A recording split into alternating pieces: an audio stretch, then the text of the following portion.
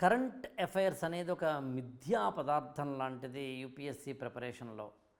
Current affairs కోసం news పేపర్ల మీద ఆధారపడొద్దు, ఇది నా వ్యక్తిగత అభిప్రాయం.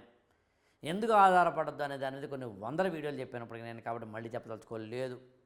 కానీ కరెంట్ అఫైర్స్ అనేది ఒక వెబ్ మ్యాగజైన్ ద్వారా, ఏదో ఒక మ్యాగజైన్ ద్వారా వెళితే మాత్రం తప్పేం కాదు. దానికి చేదస్తంగా నేను న్యూస్ పేపర్లే చదువుతాను సార్ అంటే నేను చేసేదేం లేదు. కరెంట్ అఫైర్స్కి సంబంధించి ఉన్న ఒక ప్రధానమైన అంశం ఏంటంటే, కోచింగ్ తీసుకుంటున్నప్పుడు మీరు కరెంట్ అఫైర్స్ అవుతారు. ఉదాహరణకు ఒక స్టూడెంట్ ఒక 1 ఇయర్ పాటు కోచింగ్ తీసుకుంటూ ఉంటాడు. 1 ఇయర్ పాటు కోచింగ్లో ఉన్నప్పుడు అక్కడున్న ఫ్యాకల్టీలు ఇతరమైన వాళ్ళు మీ ఏదో ఒక రూపంలో కరెంట్ అఫైర్స్ క్లాసెస్ని కూడా రన్ చేస్తారు. కానీ కోచింగ్ అయిపోయిన తర్వాత మీకు కరెంట్ అఫైర్స్ని ఏ క్లాస్ రూమ్లోనూ మీరు వినకపోవచ్చు. మహా అయితే కరెంట్ అఫైర్స్కి మీకు వెబ్ మ్యాగజైను లేకపోతే న్యూస్ పేపరు, అంటే న్యూస్ పేపర్ని చదవద్దన్నాను, ఒకవేళ మీరు చదివితే న్యూస్ పేపరో లేకపోతే కనుక మరొక రూపంలోనో మీకు అత్యద్భుతంగా ఆ విధమైన కంటెంట్ కరెంట్ అఫైర్స్లో దొరుకుతుంది. కానీ ప్రాబ్లం ఎక్కడొస్తుందంటే, కరెంట్ అఫైర్స్కి సంబంధించి చాలామంది స్టూడెంట్స్ కోచింగ్ అయిపోయిన తర్వాత ఎట్లా దాన్ని అప్డేట్ చేసుకోవాలి అనే కన్ఫ్యూషన్లో ఉంటారు. కోచింగ్ అయిపోయిన తర్వాత కరెంట్ అఫైర్స్ని అప్డేట్ చేసుకోవడం అంటే అర్థం ఏంటి? అప్పటికే ఎకనామిక్స్ చదివేశావు కానీ కరెంట్ అఫైర్స్లో కొత్త ఎకనామిక్స్ వస్తుంది. అప్పటికే పాలిటీ చదివేశావు కానీ కరెంట్ అఫైర్స్లో కొత్త పాలిటీ వస్తుంది.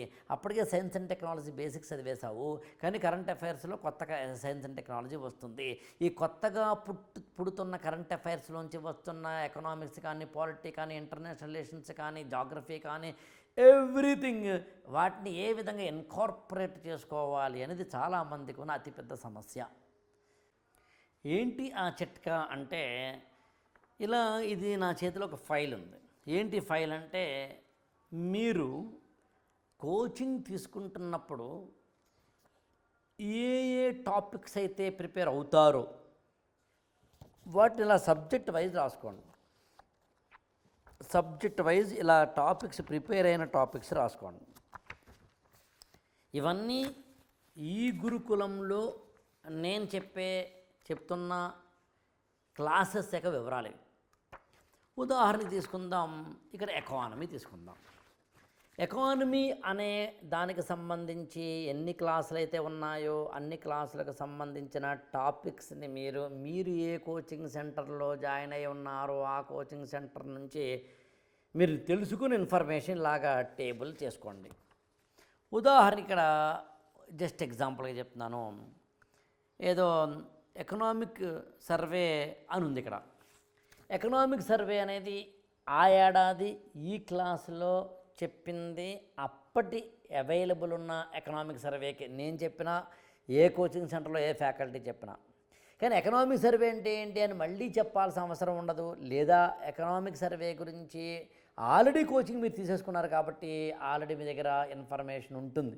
ఇప్పుడు జస్ట్ ఎకనామిక్ సర్వే కొత్తది వచ్చినప్పుడు అందులో ఉన్న పాయింట్స్ ఇందులో యాడ్ చేసుకుంటే చాలు. మహా అయితే పాతవి పక్కన పెట్టేస్తారు, కొత్తవి యాడ్ ఆన్ చేసుకుంటారు. ఇక్కడే చాలామంది ఎంఎస్ వర్డ్ అంటే కంప్యూటర్ మీద ఆధారపడతారు. రాంగ్. అంతకన్నా బుద్ధి తక్కువ పని మరొకటి లేదు. అందులో ఏం చేస్తారు, తెలివిగా ముందేమో టైప్ చేసేసుకొని ఆ కొత్తవన్నీ యాడ్ ఆన్ చేసి పాతవి డిలీట్ చేసేస్తూ ఉంటారు. అది అసలు ఏమాత్రము మంచి పద్ధతి కాదు. చేత్తో రాసుకోవాల్సిందే. అలాగే ఇక్కడ చూడండి, పాలిటీ ఉందండి. ఇక్కడ పాలిటీలో ఎలక్షన్ రిఫార్మ్స్ అని ఒకటి వచ్చింది. ఇక్కడ ఎలక్షన్ రిఫార్మ్స్ అనే ఒక టాపిక్ ఇవాళ నేను ఈ వీడియో చేస్తున్న సమయానికి ఎలక్టోరల్ బాండ్ అనే దాని విషయంలో సుప్రీంకోర్టు చాలా తీవ్రంగా చర్చిస్తోంది. సెంట్రల్ గవర్నమెంట్ని, స్టేట్ బ్యాంక్ ఆఫ్ ఇండియాని చాలా తీవ్రంగా ఒక ఎలక్షన్ కమిషన్కి ఏమేమి ఇన్ఫర్మేషన్స్ ఇవ్వాలో పీపుల్ అంటే ప్రజలకు సంబంధించి ఆర్టికల్ 19 కావచ్చు, 21 కావచ్చు, ఇలాంటి వాటి ద్వారా ఏ విధమైన హక్కులు ఉన్నాయో వాటిని ఏ విధంగా ఎలక్టరల్ బాండ్ స్కీమ్ అనేది కాలరాస్తోందో వీటన్నిటిని డిస్కస్ చేస్తూ ఇవాళ సుప్రీంకోర్టు తీవ్రమైన సంచలనాత్మకమైన జడ్జిమెంట్లు ఇచ్చింది. సో ఇలాంటి సమయాల్లో మీరు ఆ కంటెంట్ ఎలక్షన్ రిఫార్మ్స్ సంబంధించి ఉంటుంది. ఇప్పుడు ఎలక్షన్స్ మీద ఆల్రెడీ మీరు కోచింగ్ తీసుకుంటున్నప్పుడు మీ దగ్గర కంటెంట్ ఉంది. ఇప్పుడు కొత్తగా వచ్చిన ఈ కంటెంట్ తీసుకెళ్ళి దానికి యాడ్ ఆన్ చేస్తే సరిపోతుందని మాత్రమే మీరు గుర్తుంచుకుంటే చాలు. అలాగే ఇక్కడ పోస్ట్ ఇండిపెండెన్స్ సంబంధించి ఉంది. యాక్చువల్గా పోస్ట్ ఇండిపెండెన్స్ కూడా అంతే. పొలిటికల్ పార్టీలకు సంబంధించిందో లేదా కొత్తగా వస్తున్న అంశాలు, anything whatever you name it, మీ దగ్గర కనుక ఇలాగా మీరు తీసుకున్న కోచింగ్లో అప్పటి టాపిక్స్ అన్నింటినీ సబ్జెక్ట్ వైజ్గా ఇలా రాసుకోగలిగి, వీలైతే ఇలాగ ఒక ప్రింట్అవుట్గా తీసుకోగలిగి, ఆయా సబ్జెక్టులకు సంబంధించి కొత్తగా ఏవైతే ఒక కరెంట్ అఫైర్స్లో వస్తున్నాయో వాటిని యాడ్ ఆన్ చేసుకునేందుకు ఇక్కడ రాసుకుంటే సరిపోతుంది. అందుకే నేను కూడా నా యొక్క ఈ గురుకులం క్లాసెస్ చెప్తున్నప్పుడు నేను ఎప్పుడు కూడా దీన్ని ముందు పెట్టుకుని ఏది కరెంట్ అఫైర్స్లో వచ్చిందో అది ఇక్కడ రిలవెంట్లో ఉందో లేదో చూసుకుని ఆ రిలవెన్స్కి అనుగుణంగా నేను చెప్పే ప్రయత్నం చేస్తూ ఉంటాను.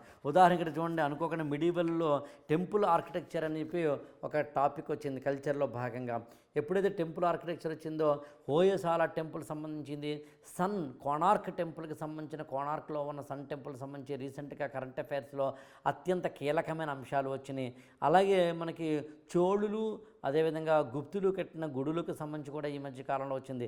అంతెందుకు అసలు పార్లమెంట్ భవనం మనం కట్టుకున్న విధానం కానీ, G20 సమ్మిట్లో పెట్టుకున్న నటరాజ విగ్రహం కానీ, ఇవన్నీ కూడా కల్చర్కి సంబంధించిన అప్డేట్సే.